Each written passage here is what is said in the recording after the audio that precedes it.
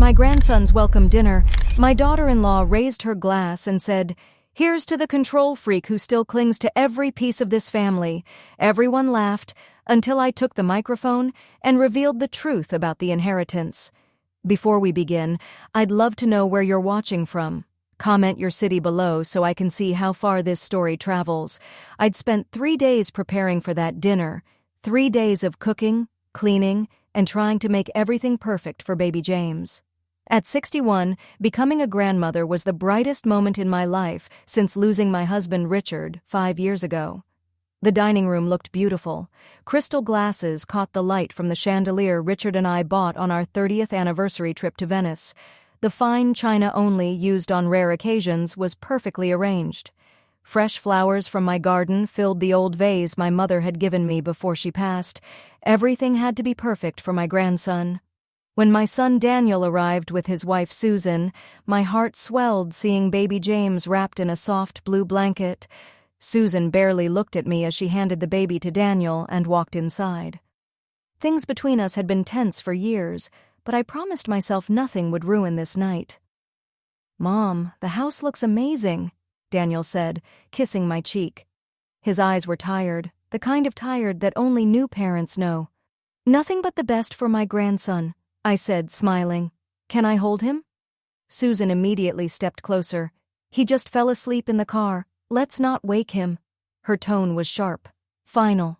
I swallowed my disappointment and led everyone to the dining room. My brother Thomas, his wife Barbara, and a few close friends were already seated. Dinner began pleasantly talk about baby James, sleepless nights, and proud parents. Then came dessert.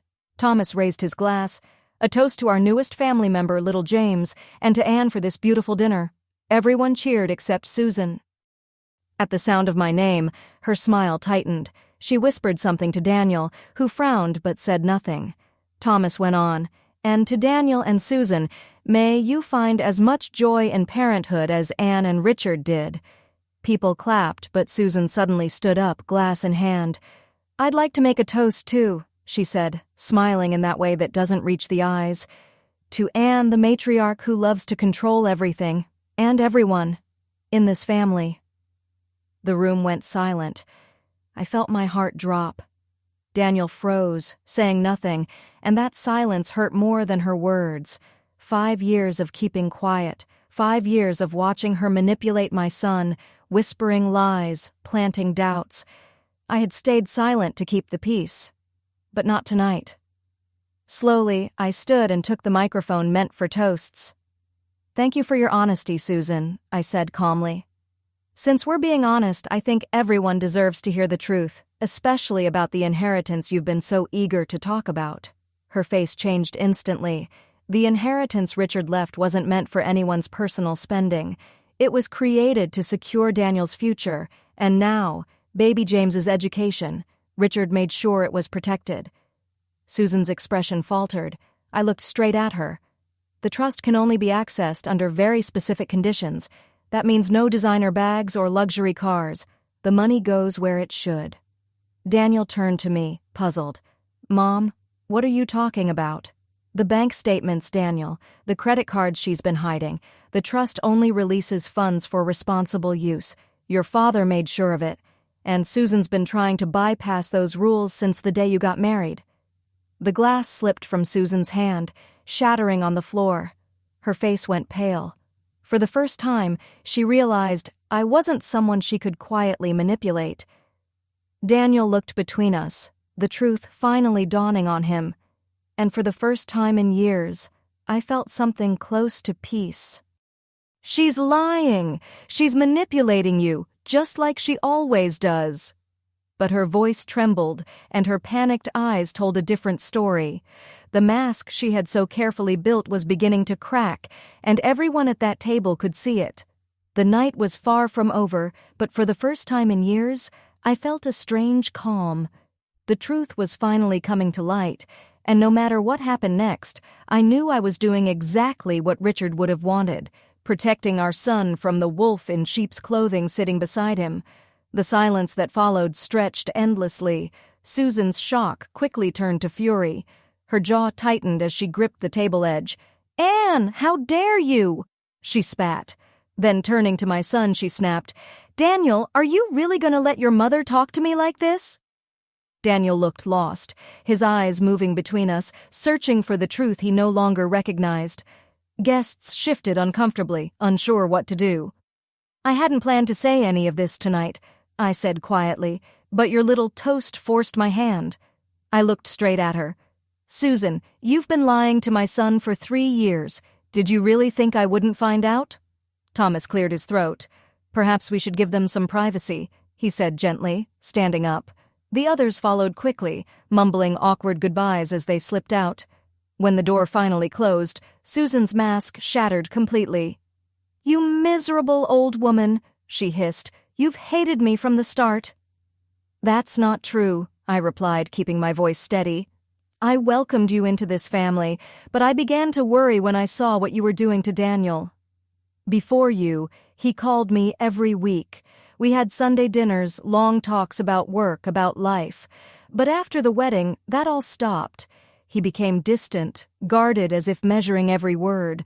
The first warning sign came 6 months after they married. Daniel had come to fix a leaky faucet. His phone rang, and he stepped out to answer. When he returned, his face was tense.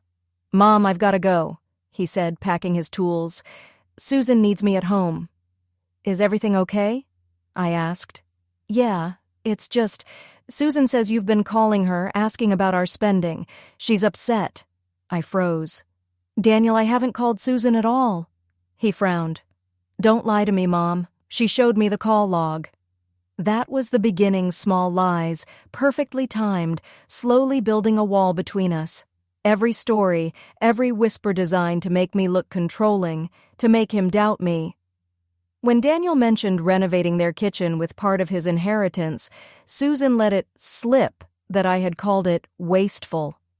When he planned to visit me on Richard's death anniversary, she suddenly had a family emergency. Each lie built upon the last, until I became the villain in my own son's eyes. And now, with her toast still echoing in my dining room, I finally saw how deep her deceit went. "Daniel," I said softly, "have you checked the credit card statements lately?" He looked confused. "What are you talking about?" I reached into the drawer beside me and pulled out a folder. "These are copies of your financial statements for the past year. Susan has been opening credit cards in your name." Daniel's face went pale as he flipped through the pages. "How did you even get these?" he asked. "The fraud alert on your credit report," I replied. "As the executor of your father's estate, I still receive account notifications. When suspicious activity showed up, I looked into it." Susan shot up from her chair. "That's a violation of my privacy." "I had every right," I said firmly. "The trust was designed to protect Daniel, and now, baby James, your spending habits put that at risk." Daniel's hands shook as he turned the pages. His face shifted from confusion to disbelief to anger. "Susan, what is this? $5,000 at Nordstrom, $3,000 at that boutique downtown. We agreed to save for the baby." Her eyes flashed. "I needed those things, Daniel. Do you expect me to live like a pauper?" He turned another page, his voice rising. "And this account, this isn't even mine. I never opened it. She's lying to you," Susan cried. "Your mother's trying to poison you against me. She's always hated me because I wasn't good enough for her perfect little family." "This isn't about who's good enough," I said quietly. "It's about the truth and the lies you've built this marriage on." Daniel looked up from the papers, his voice barely above a whisper. "There's over $30,000 in debt here that I never knew about." He turned to his wife, heartbreak written across his face. "How could you do this?" Susan's tone changed instantly. Her voice softened. Tears welled up. "Danny, please, I was going to tell you. I just didn't want to stress you out with the baby coming," Susan said softly, her eyes glistening. "Your mother is exaggerating, making this seem worse than it is." I'd seen this act before. The sudden vulnerability, the trembling voice, the perfectly timed tears. It was her signature move, turning herself into the victim whenever the truth cornered her. I watched uncertainty flicker across Daniel's face. He'd always been tender-hearted, just like his father. That was what made him easy to manipulate. "The debt isn't even the worst part," I said quietly. "It's the lies, the manipulation, the way she's turned you against me." "That's ridiculous," Susan snapped, her fragile mask slipping for just a second. "Is it?" I asked sharply. "What about when you told Daniel I called to question your spending, when I never did? What about that emergency at your sister's house the night Daniel planned to visit me, on the anniversary of his father's death?" Daniel's head snapped toward her. "What emergency?" Susan's face flushed. "Anne is twisting things." "No, Susan," I cut in, my voice firm. "No more lies. Daniel deserves the truth. All of it." Just then, baby James began to cry softly from his carrier, startled by the tension. Susan reached for him, but Daniel got there first. I watched as he lifted his son into his arms, cradling the tiny boy as if seeing him for the first time, his expression a mix of love and dawning fear. "Mom," he said quietly, "what else haven't you told me?" The question hung in the air like a storm about to break. There was more, so much more. The times she'd tried to access the trust directly, the late-night conversations I'd overheard between Susan and her friend about getting control of the old lady's money. But looking at my son holding his newborn child, I knew I had to be careful. This wasn't just about exposing her anymore. It was about protecting what was left of our family. "We have a lot to talk about," I said softly, "but right now you need time to process this." Daniel nodded, still rocking the baby gently. The truth was finally out in the open, but I knew this was only the beginning of a much deeper wound that would take time to heal. The days that followed were painfully quiet. Daniel had left that night with Susan and baby James. His expression was unreadable as they walked out the door. For 3 sleepless nights, I replayed the scene in my mind, wondering if I'd made the right choice. Had I just pushed my son even further away? The house felt emptier than ever. The remnants of the dinner still lingered, half-burned candles, an untouched glass of wine, a folded napkin left behind. Every corner whispered the same question: had I gone too far? On the 4th morning, the doorbell rang. When I opened it, Daniel stood there alone. His eyes were shadowed, his shoulders heavy with exhaustion. "Can I come in?" he asked quietly. I stepped aside, my heart pounding. We sat in the living room, surrounded by family photos, memories of better days, and the worn leather chair where Richard used to sit reading the evening paper. Daniel looked around, then finally spoke. "I found more," he said, his voice hollow. "More credit cards, more debt, almost $50,000 in total." He ran a hand through his hair, a gesture so much like his father's that it made my chest ache. "How did I not see it, Mom?" I reached for his hand. "Because she didn't want you to. Susan knows how to hide things. She told you I was jealous, that I wanted to control you." Daniel's voice broke slightly. "She did, but then I found this." He reached into his jacket and handed me a folded paper. When I opened it, my blood ran cold. It was a real estate listing for my house, my home, the one Richard and I had built our lives in. Across the top were handwritten notes, Susan's handwriting, numbers, selling prices, calculations of how much money they could get. "I don't understand," I whispered, though in truth, I understood perfectly. "She told me she was going to convince you to sell it," Daniel said, his tone darkening. "She said the house was too big for you now, that the money could go toward James's future." His voice hardened. "But that's not the worst part."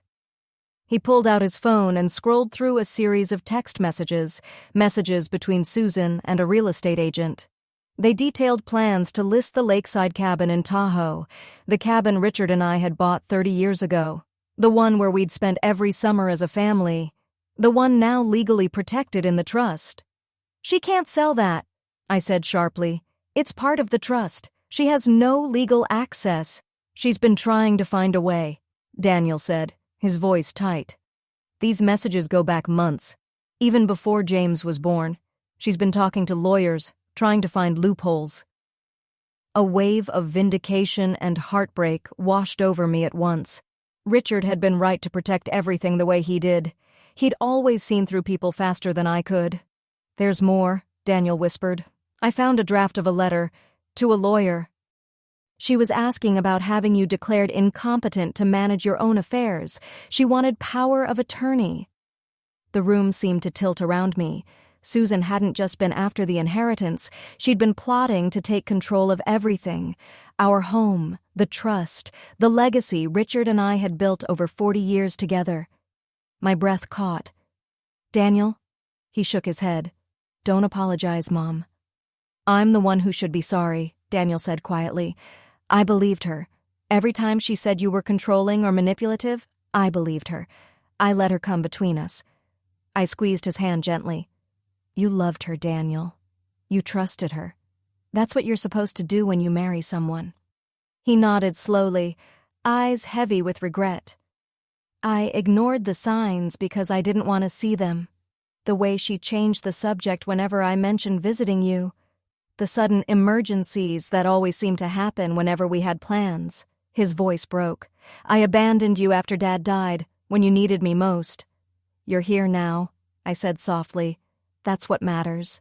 Daniel looked up, his eyes full of pain but also something stronger.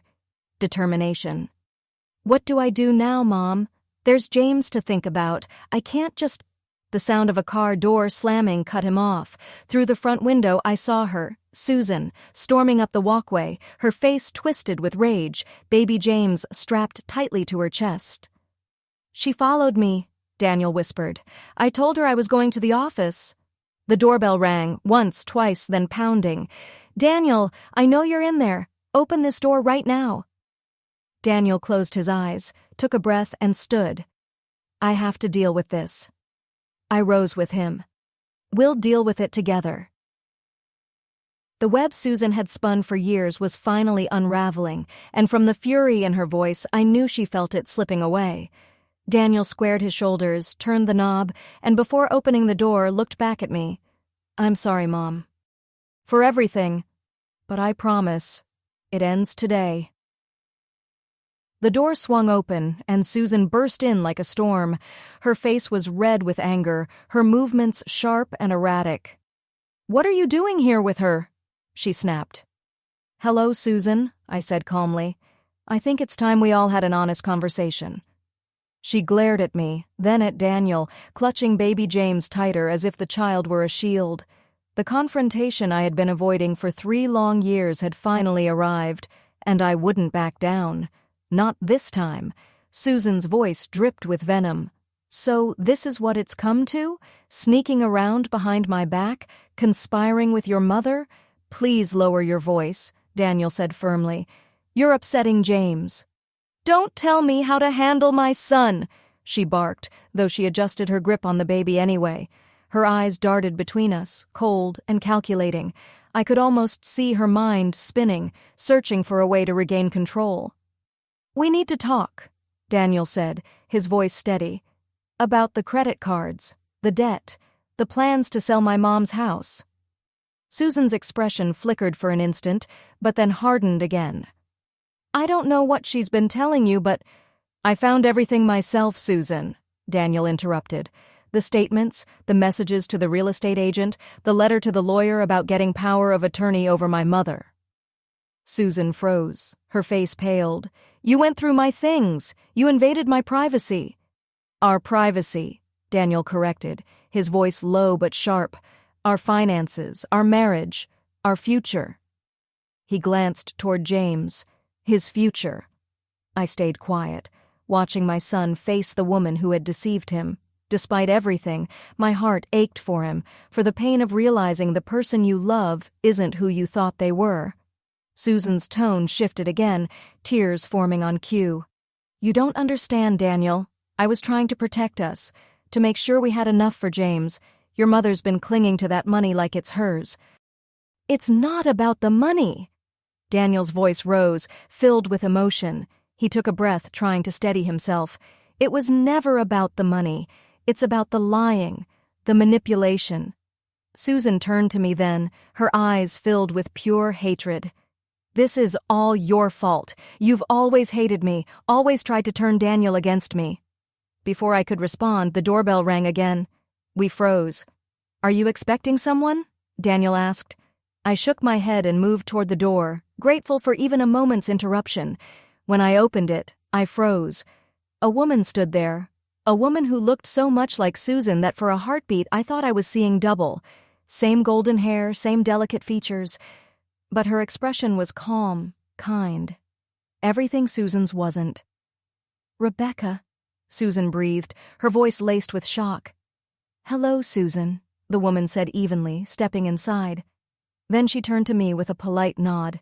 You must be Anne. Yes, I managed. I'm Rebecca, she said. Susan's sister. Susan's face twisted with anger. What are you doing here? Rebecca met her gaze without flinching. I came because I couldn't let you do this to another family. The air went still. Daniel looked from one sister to the other, confusion and disbelief in his eyes. Another family? He repeated. Rebecca sighed softly. This isn't the first time Susan has done something like this. It's why we haven't spoken in years. Susan let out a sharp, bitter laugh. Don't listen to her. Rebecca's always been jealous of me. Jealous? Rebecca's voice rose, full of disbelief. Of what? Rebecca shot back. The way you manipulated Henry until his family disowned him?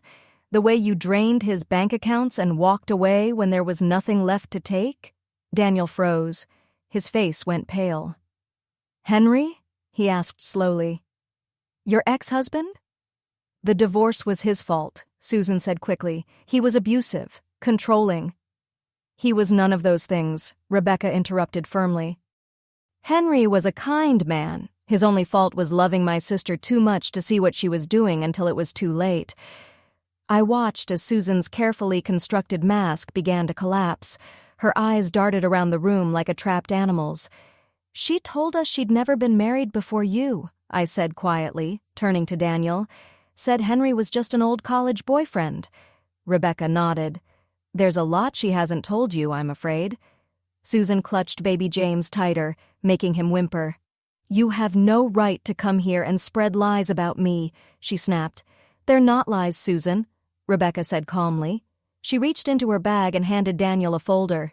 Everything's in here, the marriage certificate, the divorce papers, even the restraining order Henry's family had to file when she wouldn't stop harassing them for money. Daniel's hands trembled as he opened the folder. His eyes moved rapidly over the documents, disbelief hardening into shock. How did you even know to come here today? He asked. Rebecca glanced at me. I've been trying to track Susan down for years to warn whoever she was with next. When I finally found her, I reached out to Anne through social media. We were supposed to meet tomorrow, but when she messaged me about what happened at the dinner, I came right away. I remembered sending that late-night message after hours of restless doubt, wondering if I'd done the right thing by exposing Susan. I hadn't expected a reply, let alone this. Susan's expression shifted from fury to fear. You're all trying to ruin my life to take my son away from me. No one is trying to take James, Daniel said softly, stepping closer. But we need to figure out what happens next. There has to be accountability. Rebecca's tone softened.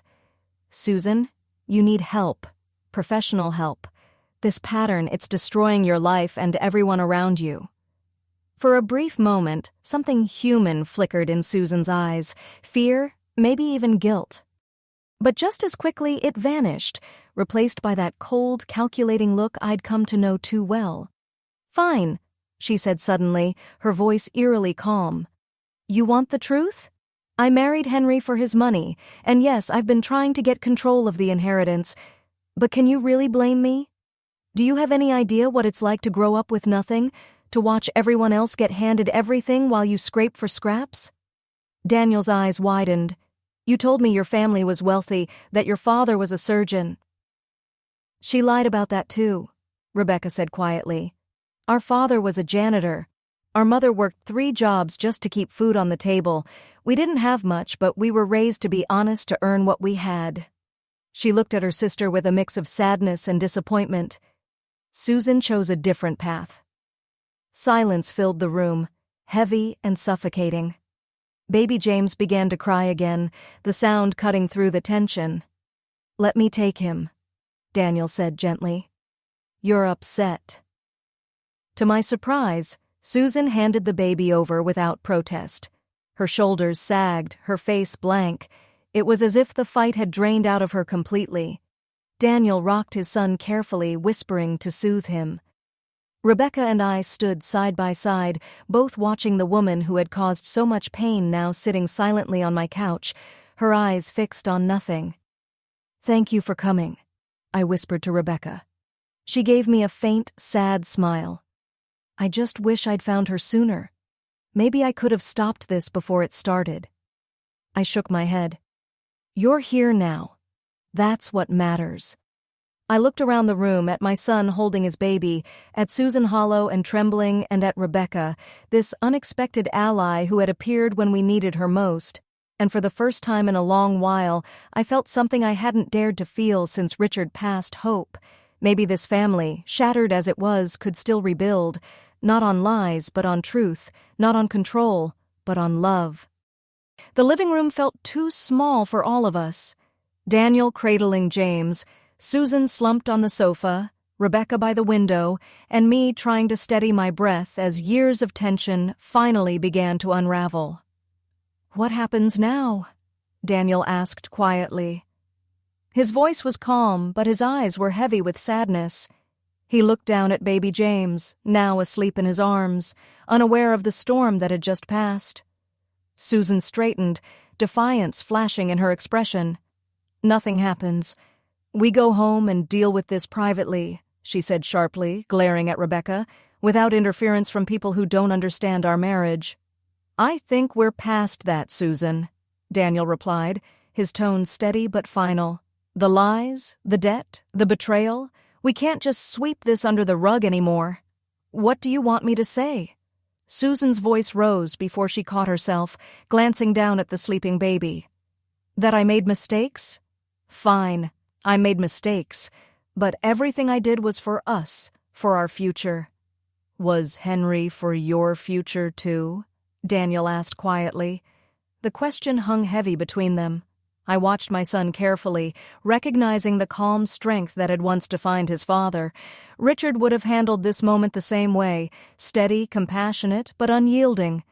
Susan's eyes flashed. "Henry was different. I was young, desperate." "You were 28. Rebecca cut in softly, "the same age you were when you met Daniel." Susan's glare snapped toward her sister, sharp enough to cut glass. "Stay out of this, Rebecca. You've done enough damage." "I think she's done us a favor," I said, my voice steady now. "We needed the truth, Susan, all of it." Susan turned to me, the last trace of her polite facade gone.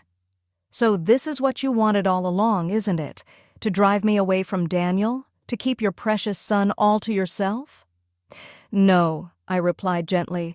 "I just wanted Daniel to be happy. I wanted to be part of his life, to know my grandson. I would have accepted anyone who truly loved him." "I do love him," Susan insisted, her voice breaking with desperation.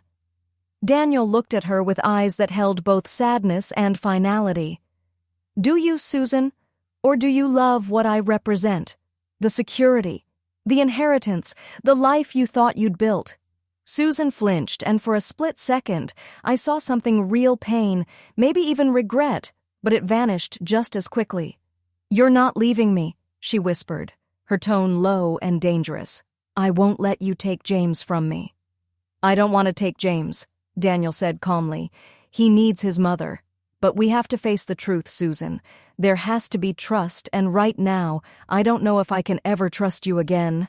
Susan shot to her feet. "I'm not discussing this anymore. Not here. Not with them." She gestured toward Rebecca and me. "We're going home. Now."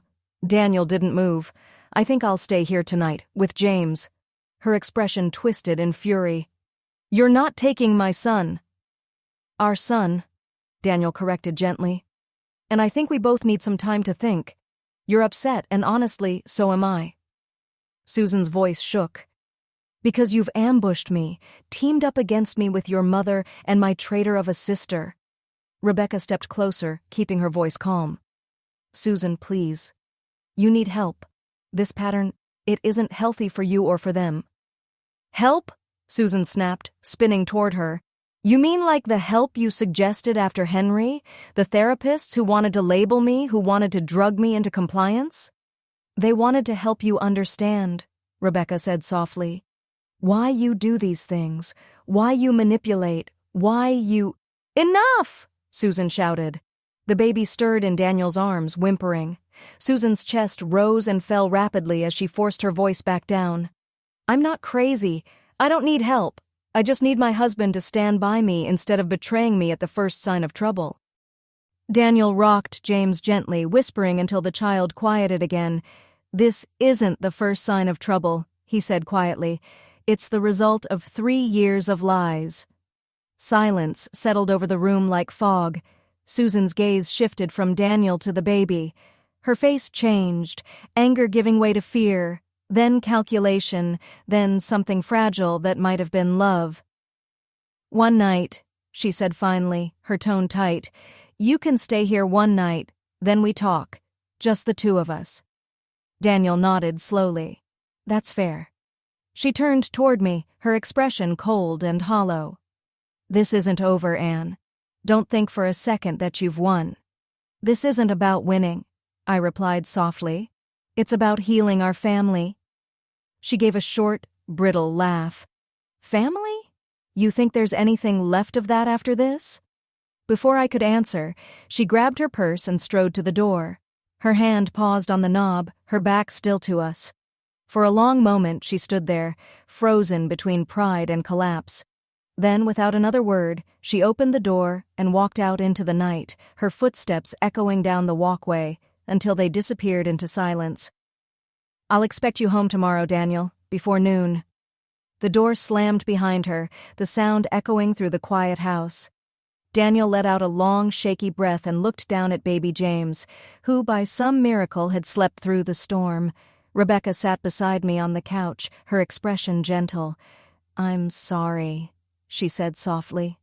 I know this isn't how you imagined becoming a grandmother. I gave a small, sad smile. Life rarely turns out the way we imagine, does it? Daniel sank into the armchair across from us, still holding his son close. His voice was small, weary. What do I do now, Mom? How do I fix this? I reached across and squeezed his hand. Some things can't be fixed, sweetheart. Sometimes all we can do is move forward the best we can. Rebecca nodded in quiet agreement. Susan needs professional help, Daniel. Real help. Whether your marriage can be saved depends on her willingness to get it. Daniel looked down at James, brushing a small curl from his forehead. And if she refuses? Then, I said gently, you'll have to make some difficult decisions, for James's sake, and your own. For a long time, none of us spoke. The sun had begun to set, its light spilling through the window, painting the living room in soft amber. Tomorrow would bring more challenges, more hard choices, but in that rare moment of calm, I felt something I hadn't felt in a long time, peace. The truth was finally out, and whatever came next, we would face it together. 6 months later. 6 months can change everything. As I sat in my garden, watching Daniel push baby James on the new swing we'd installed last weekend, I marveled at how different life looked now. That night after Susan stormed out had only been the beginning. The next day, Daniel had gone home, just as she demanded, but he hadn't gone alone. Rebecca and I went with him, at his request. We waited in the car while he went inside, James cradled in his carrier. 20 minutes later, Daniel came out pale and trembling. Susan was gone. She'd emptied their joint account, what little was left after her reckless spending, and packed a bag. All she'd left behind was a single note. You chose them over me. You'll regret this. The weeks that followed were brutal. Susan filed for full custody of James, claiming Daniel was unstable, that I was manipulating him. She hired an aggressive lawyer, paid with money she'd borrowed from a friend. She spread lies to anyone who would listen, neighbors, co-workers, even old friends, but she'd underestimated how much truth had already come to light. Rebecca testified about Susan's past. Daniel produced financial records, messages, and documents exposing every lie. Even her plans to sell my home and the Tahoe cabin were now public record. Piece by piece, her story collapsed. Her lawyer quit when he discovered she'd hidden her previous marriage and a history of financial misconduct. And then something unexpected happened. 3 months into the custody battle, Susan simply vanished. She didn't show up for a court hearing. Her phone was disconnected, her apartment empty. 2 weeks later, Rebecca received a postcard. It was postmarked from Phoenix, starting over. Tell Daniel I'm sorry. Tell James I love him. No return address, no further contact. The court granted Daniel full custody. Susan's parental rights remained intact but dormant. If she ever returned, she'd have to fight to regain visitation. "Dad, look!" James squealed with delight as Daniel pushed him higher on the swing. His chubby legs kicked joyfully, the evening sunlight catching in his dark curls. At 10 months old, I thought, he's already saying a few words. Dada and Nana were his favorites, words that melted my heart every time. "I see you, buddy," Daniel laughed. "You're flying." For the first time in years, I saw that same easy, genuine smile that had once come so naturally to him, before the lies, before the pain. After Susan's disappearance, Daniel and James moved in with me, just for a while, but weeks became months, and soon we realized there was no need to rush anything. The house was large, the garden full of life, and having James here filled it with laughter again. "Mom, can you take over?" Daniel called. "I need to get the steaks marinating for dinner." I set down my gardening shears and walked toward the swing set. "Come to Nana, sweetheart," I cooed, reaching out my hands. James giggled and stretched toward me, his fingers sticky from the strawberries he'd eaten earlier. As I lifted him from the swing, he laid his head on my shoulder, small, warm, and safe. In that moment, with the golden light fading and my grandson's tiny heartbeat against mine, I realized something simple and profound. We can't rewrite the past, but we can choose what kind of future we build from its pieces. And sometimes, the most broken beginnings lead to the strongest families. "Thanks, Mom," Daniel said, kissing my cheek. "Thomas and Barbara should be here around 6, and Rebecca's bringing dessert, some fancy chocolate thing she found online." I smiled, nodding. Over the past few months, Rebecca had become part of our lives, a quiet, steady presence that somehow brought light rather than pain. She'd been as surprised as anyone when her sister vanished, but also relieved. "Susan runs when she can't control the situation," Rebecca had told me once. She always has. As Daniel headed inside, I stayed by the swing, gently pushing James back and forth. His laughter, pure, free, and full of life, floated through the warm air. The past 6 months had been a journey none of us could have predicted. But healing has its own rhythm, its own timing. Daniel had begun therapy, slowly untangling the years of manipulation and emotional control. He'd reconnected with friends Susan had driven away, and cautiously, he'd even begun dating again, a kind-hearted kindergarten teacher he'd met at a single-parents support group. The sound of a car in the driveway drew my attention. Rebecca was early. She stepped out of her sedan, her hair now cropped short, shining gold in the afternoon sun. A bakery box rested in her hands. "Look who's here, James," I said, lifting him from the swing. "Auntie Becca!" James squealed with delight, reaching out with both chubby arms. "There's my favorite boy," Rebecca laughed, setting the dessert box on the patio table so she could take him. "Have you been good for your Nana and Daddy?" "He's always good," I said playfully. "Aren't you, sweetheart?" Rebecca chuckled and bounced James on her hip. Her gaze wandered around the garden, softening. "It's beautiful here, Anne. Peaceful." I nodded. I knew what she meant. Somehow, through everything, our lives had found balance again, a new kind of family forged from the pieces of what Susan had tried to break. "Any word?" I asked quietly.